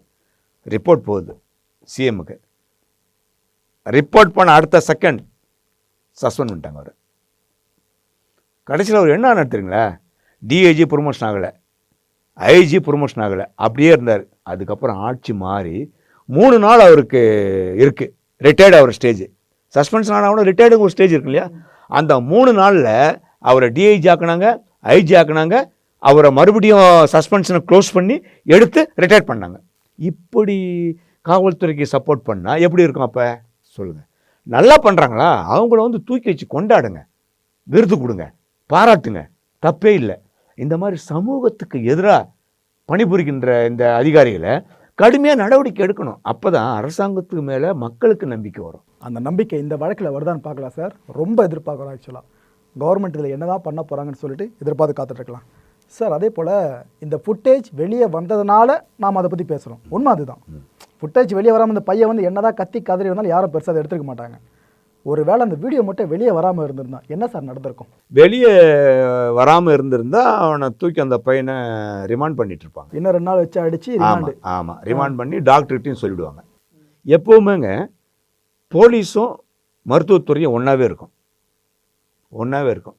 சில நேர்மையான டாக்டராக இருந்தால் மட்டுமே உண்மையான ரிப்போர்ட் எழுதுவாங்க. இல்லைனா போலீஸ் என்ன சொல்லுதோ அதுதான் அந்த டாக்டர் எழுதுவார். ஏன் தையல் கம்மியாக போடுங்கன்றான்? 8 தையல் 9 தையல் வந்தாலுமே உங்களுக்கு செக்ஷன் மாற்றி போடணும். கொலைவரி தாக்குதல் நடந்திருக்கு, ஒரு 2 தையல் தானே, கிரீவியஸ் ஹர்ட்னு போடணும், கொடுங்காயம் ஸ்மால் ஹர்ட்னு போட்டு விட்டுருவாங்க ஒப்பீனியனில். இதுவும் நடக்கும். கொடுமை கொடுமை சார். சார் அதே போல் இப்போது பாதிக்கப்பட்டவங்கன்னு சொல்லிட்டு அவங்க அதிகமாக பேசுவாங்க. இப்போ இந்த பையனை எடுத்துங்க, ரஹீமி, அவர் நிறைய பேசுகிறாப்புல. எனக்கு என்னென்ன நடந்துச்சுன்னு அவர் தரப்பு நியாயங்களை சொல்கிறாரு. ஒரு வழக்குன்னு ஒன்று இருந்தால் இந்த பக்கம் நியாயமும் இருக்கும், இந்த பக்கம் நியாயம். கண்டிப்பாக ரஹீமோட நியாயங்களை பார்த்துட்டோம். ஆனால் எந்த வழக்காக எடுத்துங்க, ஒரு போலீஸ் ஆஃபீஸருக்கு முன்னாடி ப்ரெஸ் மீட் கொடுத்தது கிடையாது. அப்படி இருக்கிறப்ப இவர் மேலே இருக்க நியாயம் நம்மளுக்கு வெளியே வராமல் இருக்குல்ல. அது மாதிரி போலீஸ் தரப்பில் இந்த வழக்கில் ஏதாவது நியாயம் இருக்க வாய்ப்பு இருக்கா? இல்லைங்க, நியாயம் இருக்குது இல்லை, அது வேற விஷயங்க. அவங்க தரப்பை யாருமே பேசலை. அதுதான் கேட்கலையா, உங்களுக்கு ஒரு வாய்ப்பாச்சு. காவல்துறை தரப்புல யாருமே பேசல. அப்போ அப்படின்னா என்ன அர்த்தம்? தப்பு நடந்துக்கு தானே அர்த்தம். இல்லை, ஏன்னா அவங்களுக்கே தெரியும் போலீஸ் ஆஃபீஸர்லாம் அவ்வளோ சீக்கிரமாக ப்ரெஸ் மீட் கொடுத்துட மாட்டாங்க. ப்ரெஸ் மீட் கொடுக்க மாட்டாங்க சார். இது வந்து சென்சேஷனல் இஷ்யூ. இது வந்து இந்த இஷ்யூக்கு நீங்கள் கொடுத்து தான் ஆகணும். இது கொடுத்த யார் சார் செய்தியாளர் சொந்தம் சார்? இப்போ திருவான்மியூர் ரயில்வே ஸ்டேஷனில் டிக்கெட் கவுண்டரில் ஒரு பையன் கொள்ளடிச்சான். அங்கே அந்த இருக்கிற ஸ்டாஃபே தான் கொள்ளடிச்சான். அப்போ அந்த அம்மா ஜெயகௌரி மேடம் வந்து ப்ரெஸ் மீட் கொடுத்தாங்களே, ரயில்வே டிஐஜி ப்ரெஸ் மீட் கொடுத்தாங்களே. தன் துறை சார்ந்தவர் தப்பு பண்ணியிருந்தோம், அந்த துறை சார்ந்த ஒருத்தவங்க பேசியிருக்காங்க. இல்லை, அவங்க துறை கிடையாது, அவங்க வந்து ரயில்வே ஸ்டாஃப். அதாவது இவர் சதன் ரயில்வே, அவங்க ரயில்வேல ஒர்க் பண்ணுவாங்க. கிட்டத்தட்ட 2 மேட்ச் ஆகுதுல்ல. இல்லை, இருந்தாலும் தமிழ்நாடு போலீஸ் தான் இவங்க, தமிழ்நாடு போலீஸ் தான். இருந்தாலும் தைரியம் வந்து ப்ரெஸ் மீட் கொடுத்தாங்களே, கொடுக்கலாம், ப்ரெஸ் மீட் கொடுக்கலாம், தப்பு இல்லை. தேவையில்லாத விஷயத்துக்கு நீங்கள் கொடுக்கக்கூடாது. போலீஸ் ஏதாவது கராபரான்னு பேசுவாங்க. இந்த மாதிரியான மேட்டருக்கெல்லாம் வந்து டக்குன்னு நீங்கள் கொடுத்துடணும். என்னங்க இந்த மாதிரி நடந்திருக்கு, இந்த மாதிரி அதாவது உண்மையை பேசிடலாம். இல்லைனா போலீஸை காப்பாற்றுறதுக்காவது பேசலாம், அதுவும் பேசலை இவங்க. அதை தான் கேட்குறேன், இந்த மௌனம் என்னன்னு கேட்குறேன். மௌனம் ஏன் அப்படின்னா, அமைதியாக இருங்க, ரியாக்ஷன் எப்படி இருக்குன்னு பார்த்துக்கலாம். அமைதி, யாரும் பேசாதீங்க, இதை பற்றி எதுவுமே பேசாதீங்க, அமைதியாக இருங்க. கவர்மெண்ட்டுக்கும் டிஜிபியும் அவங்க என்ன நினச்சிட்டு இருப்பாங்கன்னா, அவன் பாட்டுக்கு ப்ரைவேட் கம்ப்ளைண்ட் போட்டு ஏதாவது ஒன்று பண்ணின்னு போட்டோம், இவன் உள்ளே போட்டோம், நமக்கு என்ன, நம்ம எதுவும் பேச வேணாம் அப்படின்னு கூட இருக்கலாம். ஏன்னா அவன் பண்ண தப்புன்னு நல்லாவே தெரியும். போலீஸ் தரப்பில் ஸ்டேஷனில் பண்ணது தப்புன்னு எல்லாருக்குமே தெரியும். அதனால தான் வாயை முடின்றிருக்காங்க, எதுவுமே பேச முடியாமல் இருக்காங்க. தப்பு இல்லைன்னா இதை உடனே டிஜிபி பேசியிருப்பாரு, கமிஷனர் பேசியிருப்பாரு. இன்றைக்கி கமிஷனர் ஒரு அறிக்கை விடுறாரு, இந்த மாதிரி 4 ஆண்டு காலமாக கண்டுபிடிக்க முடியாத தலைமறைவாக இருந்த கொலைகாரனை போலீஸ் பிடிச்சிருக்காங்க, போலீஸுக்கு பாராட்டுகள். பேசுகிறியே, கமிஷனர் பேசுகிறாரு, அப்போ இதுக்கு பேச வேண்டியதானே? நீங்கள் என்ன பண்ணணும்? மக்கள் காவலர்களாக இருந்தால், மக்களுக்காக நீங்கள் உழைப்பவர்களாக இருந்தால், எங்கள் காவல்துறை தப்பு பண்ணிடுச்சு, நாங்கள் நடவடிக்கை எடுப்போம், நாங்கள் மக்களுக்காக தான் இருக்கிறோம், நாங்கள் கண்டிப்பாக நடவடிக்கை எடுக்கிறோம் அப்படின்னு நீங்கள் பேசியிருந்தீங்கன்னா காவல்துறைக்கு இன்னும் மெருகேறி இருக்கும். அந்த மெருகு ஏறணும் தான் நாங்களும் ஆசைப்பட்றோம். ஆனால் இப்போ வரைக்கும் ஏறின மாதிரி தெரியல சார். அதே போல் இந்த சென்சிட்டிவான ஒரு சில ஏரியாஸ் இருக்கும், அது சென்சிட்டிவான போலீஸ் ஸ்டேஷனாக பார்க்கப்படும். ஒவ்வொரு கேஸையும் பார்த்து ஹேண்டில் பண்ணணும். மிஸ் ஆகிடுச்சு அப்படின்னா ரொம்ப பெரிய கலவரத்துக்கு அதே வித்திட்டுரும். அப்பேற்பட்ட சென்சிட்டிவான போலீஸ் ஸ்டேஷனில் இந்த வழக்கில் தொடர்பு பட்டிருக்காங்களே, இவங்களை உட்கார வைக்க வாய்ப்பு இருக்கா? போட மாட்டாங்க. அதை பார்ப்பாங்க இதுக்கப்புறம். ஆமாம், ஓகே சார். அதே போல் இந்த சஸ்பென்ஷன் அப்படின்ற ஒரு முடிவு எடுக்கிறாங்கல்ல, ஒரு அதிகாரி போலீஸ் அதிகாரி சஸ்பெண்ட் பண்ணப்படுறாரு அப்படின்னா அதுக்கப்புறம் அவருக்கு என்னென்ன சலுகைகள்லாம் கிடைக்காம போகும், மற்ற ஆஃபீஸர்ஸ் கிடைக்கிற விஷயங்கள் பொதுவான இதெல்லாம் கிடைக்காம போயிடும். இப்போ சஸ்பெண்ட் பண்ணுறாங்க அப்படின்னா சார், திருப்பி சார்ஜ் கொடுப்பாங்க, 3A சார்ஜ் கொடுப்பாங்க. சார்ஜ் கொடுத்து தான் சஸ்பெண்ட் பண்ண முடியும். சஸ்பெண்ட் பண்ணாங்கன்னா ஒரு 3 மாதம் 6 மாதம் அப்படி கொடுப்பாங்க. அப்படி கொடுக்கும்போது அவருக்கு வந்து பாதி சம்பளம் வரும். சஸ்பென்ஷன்றது உங்களுக்கு பெரிய விஷயம் நினைக்காதீங்க. அதை இங்கே பெரிய விஷயமா தான் பார்க்குறாங்கன்ற. சஸ்பென்ஷன்றது அவனுக்கு ரொம்ப ப்ளஸ்ஸு அந்த போலீஸுக்கு. ஆனால் ரெக்கார்டில் எரராக மாறாது. அது இருக்கட்டும். அதுக்கப்புறம் கோர்ட்டுக்கு போய் வர அதிகாரிகிட்ட கையில் விழுந்து நான் சொல்ல வரேன் கேளுங்க.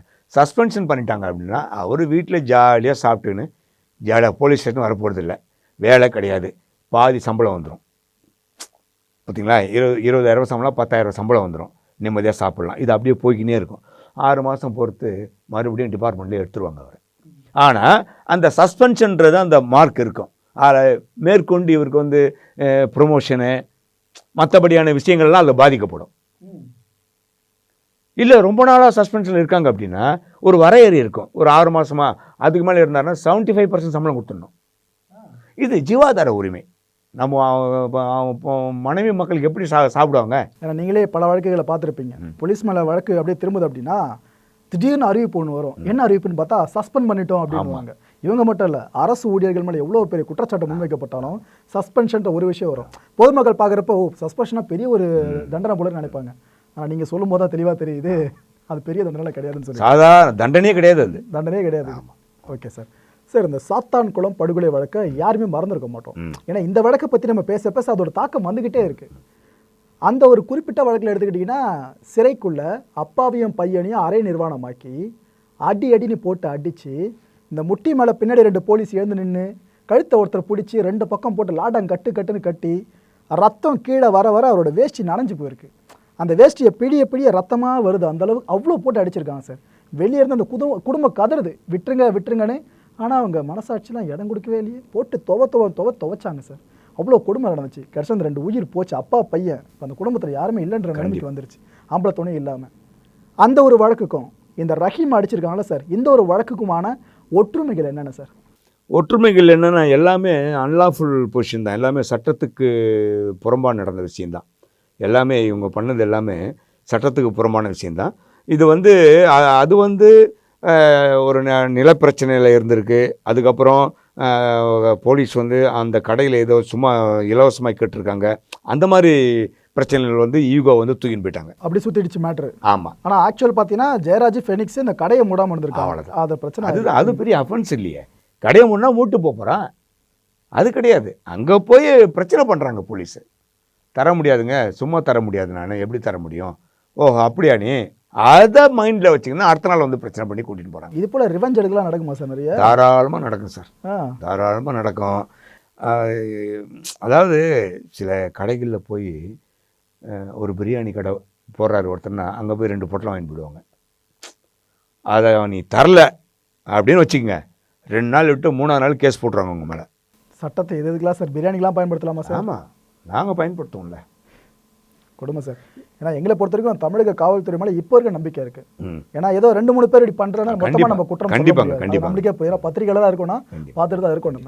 ஆனால் என்னென்னா ஒரு பிம்பம் நம்ம வச்சிருப்போல, தமிழக காவல்துறைனா ஸ்காட்லாந்து யார்டுக்கு அப்புறம் இவங்க தான்ப்பா அப்படின்ட்டு, அது உடைய ஆரம்பிக்குது பற்றில. அப்போ நம்மளுக்கே கொஞ்சம் கஷ்டமாக இருக்குது. இந்த இன்டர்வியூவை போலீஸ் டிபார்ட்மெண்ட்டில் இருக்கவங்க பார்த்தா கூட அவங்களே இதே தான் சொல்லுவாங்க. இது போல் ஒரு சிலர் பண்ணுற தப்பால் எங்களுக்கும் சேர்ந்து கெட்ட பேர் வருதுப்பா தம்பின்னு சொல்லிட்டு. இந்த நிலைமை மாறணும் சார். சார், நிகழ்ச்சியோட இறுதியாக ஒரு கேள்வி கேட்டு முடிச்சிடுறேன். இந்த வழக்கு சார், அப்துல் ரஹீம் வழக்கு இதுக்கப்புறம் எப்படி போகும், எதை நோக்கி போகும்னு நினைக்கிறீங்க? இதில் தண்டனை, அப்துல் ரஹீம் கேட்குற அந்த தண்டனை யாருக்கெல்லாம் என்னென்ன தண்டனை கொடுக்கணும்னு கேட்குறாரு பற்றில அந்த தண்டனை கிடைக்குமா? கண்டிப்பாக கிடைக்கும் சார். இவ்வளோ ஆழமாக சொல்கிறீங்களே? எப்படி சொல்கிறேன் அப்படின்னா, எல்லாமே கண்ணுக்கு முன்னாலேயே தெரியுது. அவர் அடிபட்டிருக்காரு, ட்ரீட்மெண்ட் எடுத்திருக்காரு, அவருடைய கை கால் எல்லாமே ரொம்ப ஹூண்டாயிருக்கு, வெளிப்படையாக எல்லாமே தெரிஞ்சிருக்கு. இதில் வந்து எந்த ஒரு மாற்றமும் கிடையாது. அது இல்லாமல் இவங்க என்ன பண்ணியிருக்காங்க, அந்த சிசி கேமராவை டைரக்ஷன் மாற்றி வச்சுருக்காங்க. அது மிகப்பெரிய தப்பு. அது பண்ணக்கூடாது. ஏன் பண்ண? ஸ்டேஷனுக்குள்ளே சிசிடிவி கேமரா வைக்கணும்னு ஒரு பக்கம், இன்னொரு பக்கம் இது போல் வேலையோ, அது பண்ணது தப்பு. கண்டிப்பாக இவங்க காவல்துறை நடவடிக்கை எடுக்கலை அப்படின்னாலும் இவங்க நீதிமன்றத்தை நாடுவாங்க. அதுக்குரிய வழக்குகள் அவங்களுக்கு பதியப்படும். கைது நடவடிக்கை கூட எடுக்கப்படலாம். ஆமாம், நீதிமன்றம் சொல்லலாம் கைது பண்ணுங்க அப்படி சொல்லலாம். எப்போவுமே ஒரு இன்ஸ்பெக்டர், அதாவதுங்க இன்னொன்று தெளிவாக சொல்லிடுறேன் உங்களுக்கு. ஒரு இன்வெஸ்டிகேட்டிவ் ஆஃபீஸர் இருக்கான், ஐஓ, ஒரு கேஸோட ஐஓ. அந்த புலனாய்வு அதிகாரி ஒரு வழக்கை புலனாய்வு பண்ணுறாரு அப்படின்னா அந்த புலனாய்வில் யாருமே தலையிட முடியாது. எஸ்பியும் தலையிட முடியாது, டிஜிபியும் தலையிட முடியாது, யாருமே, ஈவன் ஹைகோர்ட் ஜட்ஜி கூட தலையிட முடியாது. அப்படி ஒரு பவரை கொடுத்துருக்குறான் புலனாய்வு அதிகாரிக்கிட்ட. நீங்கள் வந்து தலையிடவே கூடாது. அந்த புலனாய்வு அதிகாரி எஃப்ஐஆர் போட்டு உங்களை கைது பண்ணணும்னு நினச்சாதான் கைது பண்ணலாம். அவன் கைது பண்ணக்கூடாதுன்னு நினச்சினா கைது பண்ண வேண்டியதில்லை. அவ்வளோதான். அதுலேயும் நீங்கள் தலையிட முடியாது. அப்போ என்னன்னா அந்த ஆய்வாளர் மேலே அவ்வளோ நம்பிக்கை வச்சு அந்த சட்டத்தை நிறைவேற்றிருக்காங்க.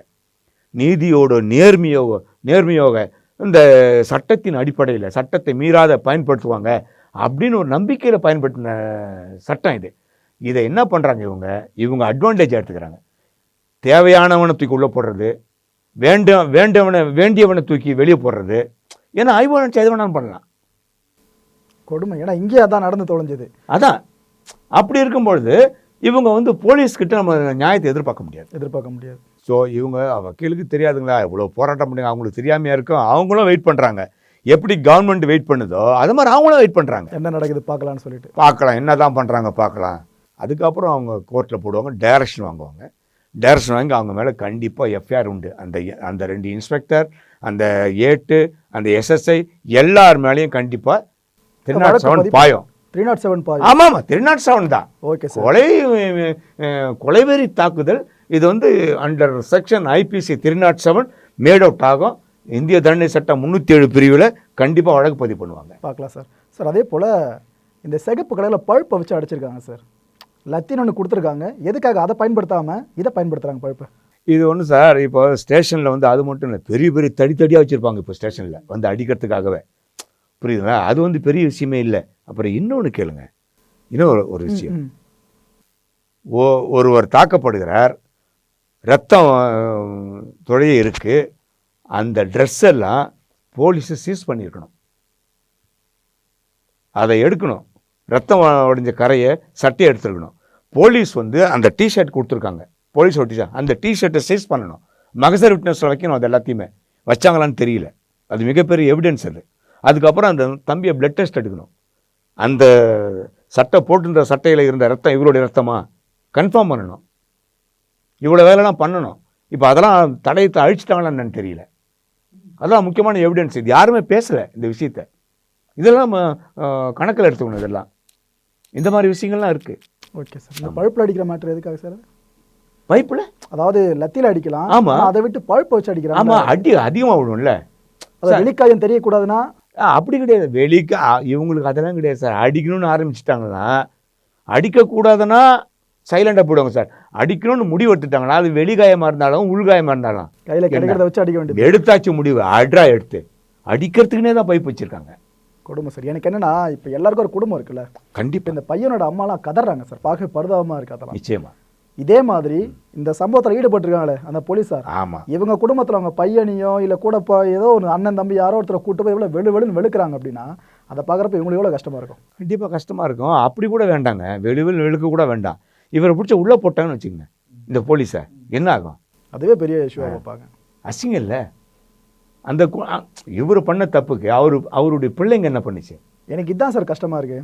அப்பா இருக்கிறப்ப இவ்வளோ பாவத்தை பண்ணிட்டு போயிடுவாங்க. அதுக்கப்புறம் குழந்தைங்க அனுபவிக்க வேண்டிய பாவத்தை, அதான் இன்னும் கஷ்டமாக இருக்குது சார்.